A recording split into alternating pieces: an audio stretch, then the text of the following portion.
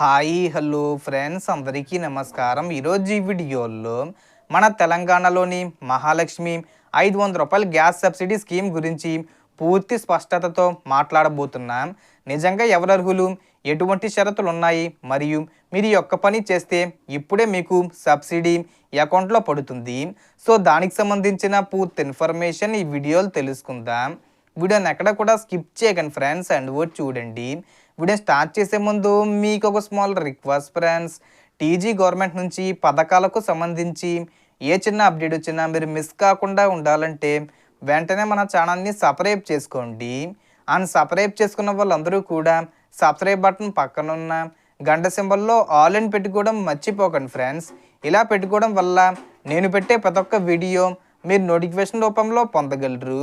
And video మీద వస్తే like చేయండి ఫ్రెండ్స్. సో ఏమాత్రం లేట్ చేయకుండా వీడియోకి వెళ్ళిపోద్దాం. సో మొదటగా ఈ స్కీమ్లో అర్హత కలిగిన వారికి గవర్నమెంట్ ఇలా డిఫైన్ చేసింది. తెలంగాణలో ఉండేవారు స్కీమ్ కోసం ప్రజాపాలన అప్లికేషన్ ద్వారా అప్లై చేయాలి. ఇంకా ముఖ్యంగా వైట్ రేషన్ కార్డు కలిగి ఉండాలి. ఇది స్కీమ్లో తప్పనిసరి. మరొక కీలక షరతు, మీ ఇంటికి డొమెస్టిక్ ఎల్పిజి కనెక్షన్ ఉండాలి. అంతేకాదు అది మీ పేరుతో ఉండాలి. ఇక సబ్సిడీ పరిమితులు కూడా ఉన్నాయి. మీరు గత 3 సంవత్సరాలలో మీ ఇంటికి వినియోగించిన సిలిండర్ల సగటు సంఖ్య ప్రకారం మాత్రమే మీరు స్కీమ్లో ఉన్న రాయితీ గ్యాస్ సిలిండర్లు పొందగలరు. ఉదాహరణకు మీరు గత సంవత్సరంలో సగటుగా 12 సిలిండర్లు వాడినట్లయితే స్కీమ్లో మీకు ఏడాది పొడవునా రాయితీ సిలిండర్లు పొందే హక్కు కలిగి ఉంటారు. కానీ మీకు సబ్సిడీ ఇచ్చే అదనపు డైరెక్ట్ బెనిఫిట్ ట్రాన్స్ఫర్ ద్వారా మీ బ్యాంక్ ఖాతాకు డబ్బు వస్తుంది. ఎందుకంటే రాష్ట్ర ప్రభుత్వం ముందుగానే ఆయిల్ కంపెనీలకు సబ్సిడీ పంపిస్తుంది. ఈ స్కీమ్ ద్వారా ప్రభుత్వం ఆర్థిక భాగస్వామ్యం కాబట్టి మీరు సరైన డేటా ఇచ్చినా అప్పుడు ఒక పని తప్పకుండా చెయ్యాలి.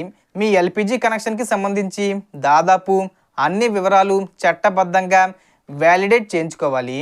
తద్వారా మీరు ఈ స్కీమ్లో భాగంగా సబ్సిడీ పొందే హక్కును సక్రియంగా పొందగలరు. దానికి తోడు ఒక విషయం గమనించాలి, కొన్నిసార్లు సబ్సిడీ డబ్బులు జమ కావడంలో ఆలస్యం కూడా వీలుంది. గవర్నమెంట్ మరియు ఆయిల్ కంపెనీలు నెలవారీ బడ్జెట్ ట్రాన్స్ఫర్ గడువుల వల్ల కొన్నిసార్లు లేటుగా జమ అవుతాయని వార్తలు వచ్చాయి. కాబట్టి మీరు ఈ స్కీమ్లో లబ్ధిదారుగా ఉన్నారా, మీ ఖాతాల్లో గత నెలల సబ్సిడీలు జమ అయ్యాయా లేకపోయాయా చూడడానికి రెగ్యులర్గా చెక్ చేయడం చాలా ముఖ్యం, మీ బాధ్యత. సో టోటల్ ఇన్ఫర్మేషన్ ఇది ఫ్రెండ్స్. మీకు ఈ వీడియో నచ్చితే లైక్ చేయండి, షేర్ చేయండి అండ్ సబ్స్క్రైబ్ చేసుకోండి. Thanks for watching.